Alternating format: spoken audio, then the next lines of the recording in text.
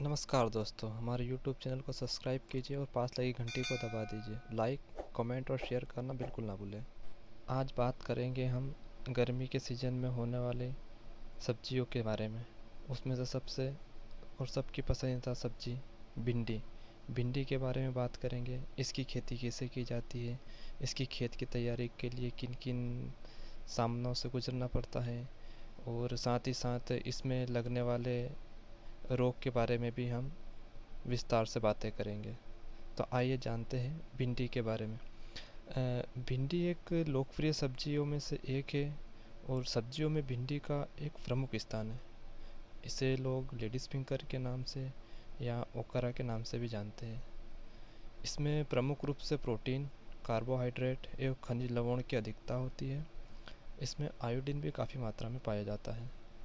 यह कब्ज रोगियों के लिए भी वरदान है, क्योंकि इससे कब्ज की समस्या भी समाप्त होती है। मध्य प्रदेश की अगर बात करें तो मध्य प्रदेश के लगभग 23,500 हेक्टेयर में भिंडी की खेती की होती है। इसलिए भिंडी की अगेती फसल उगाकर किसान लोग या किसान भाई अच्छी कमाई कर सकते हैं। भिंडी की फसल में अच्छा उत्पादन प्राप्त करने के लिए हमें अच्छे और उन्नत किस्मों के बीजों का चयन करना पड़ता है। ये उन्नत किस्म के बीज संकर किस्म के होते हैं, जिनमें वायरस के प्रति रोग प्रतिरोधक क्षमता अधिक होती है। भिंडी की फसल के लिए गर्म वातावरण बहुत ही अच्छा माना जाता है। इसके बीज अंकुरित होने के लिए 27 से 30 डिग्री का तापमान उपयुक्त माना जाता है, क्योंकि 17 डिग्री से कम के तापमान में इसके बीज अंकुरित ठीक से नहीं हो पाते हैं। यह फसल गर्मी एवं खरीफ दोनों ही मौसम के लिए अच्छी मानी जाती है। इसकी बुआई से पूर्व भूमि में एक बार अच्छी गहरी जुताई के बाद में गोबर का खाद 5 टन प्रति एकड़ सड़ा हुआ होना चाहिए एवं नाइट्रोजन 25 किलो प्रति एकड़। सुपर खाद की बात करते हैं तो 20 किलो प्रति एकड़ एवं पोटास 20 किलो प्रति एकड़ की दर से मिट्टी में मिला देना चाहिए।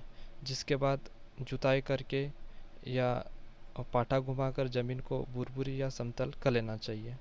हाँ, आगे जानेंगे हम गर्मी के मौसम में भिंडी की बुआई किस प्रकार से की जाती है।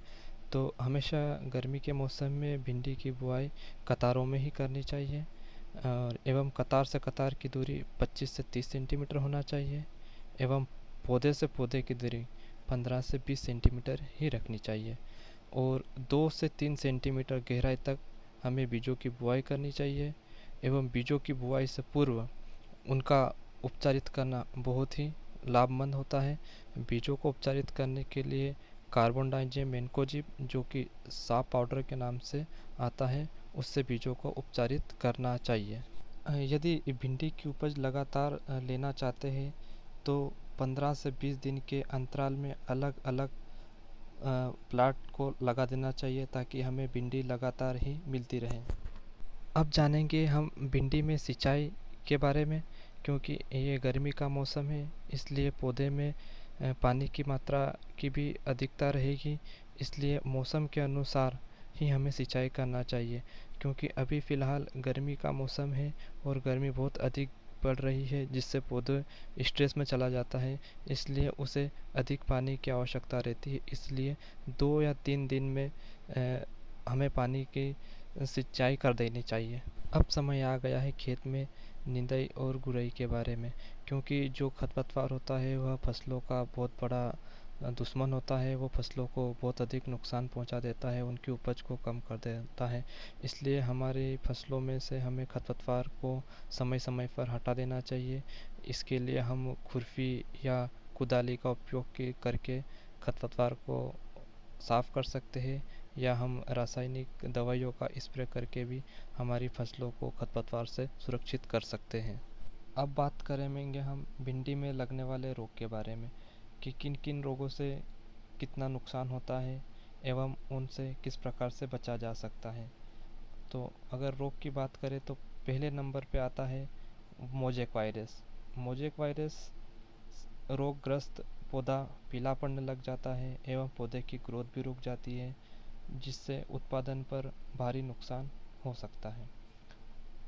इसके रोकथाम के लिए हम इमिडाक्लोरोफिट 17.8% जो कि मीडिया के नाम से आता है, या एसिटामाप्रिड 20% का उपयोग 5 ml प्रति 15 लीटर पानी में डालकर इसका उपयोग कर सकते हैं।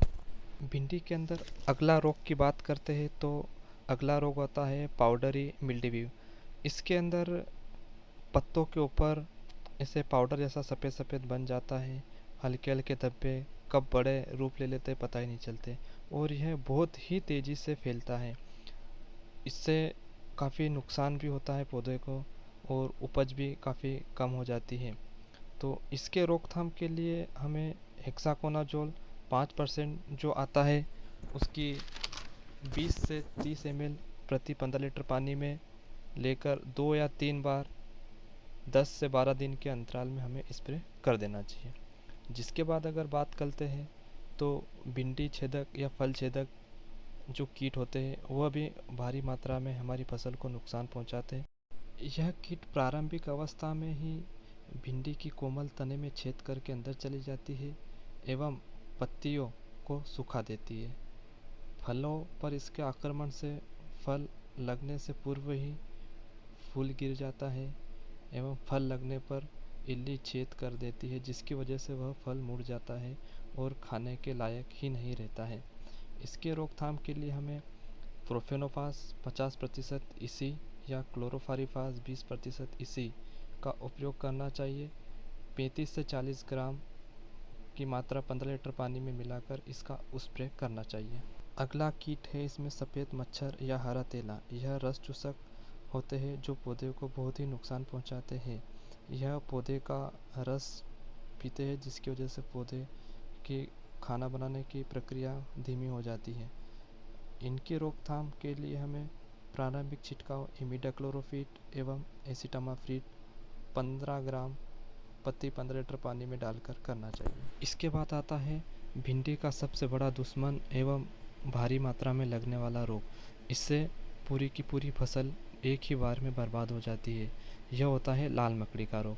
यह पौधे की निचली पत्तियों में पाया जाता है एवं भारी मात्रा में पाया जाता है।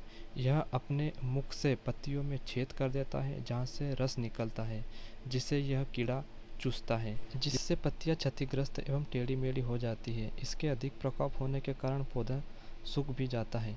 इसके रोकथाम के लिए हमें डाइकोफाल या ओमाइट का उपयोग करना चाहिए। 2.5 ग्राम प्रति लीटर पानी में मिलाकर स्प्रे करना चाहिए। यदि हम अच्छी गुणवत्ता वाले किस्म के बीजों का चयन करते हैं तो 60 से 70 दिनों के अंदर फसल की पहली तुड़ाई प्रारंभ हो जाती है। इसकी तुड़ाई हर तीसरे दिन करनी पड़ती है। तोड़ने में यदि देरी कर दी जाती है तो फल कड़क हो जाता है, जिससे बाजार में भाव नहीं मिल पाता है। उचित देखरेख एवं खाद पानी के सही प्रयोग से प्रति हेक्टर 130 से 150 कुंटल हरी भिंडी प्राप्त की जा सकती है। आप सभी का बहुत बहुत धन्यवाद। यूट्यूब चैनल को सब्सक्राइब करें, बेल आइकन को भी दबाइए।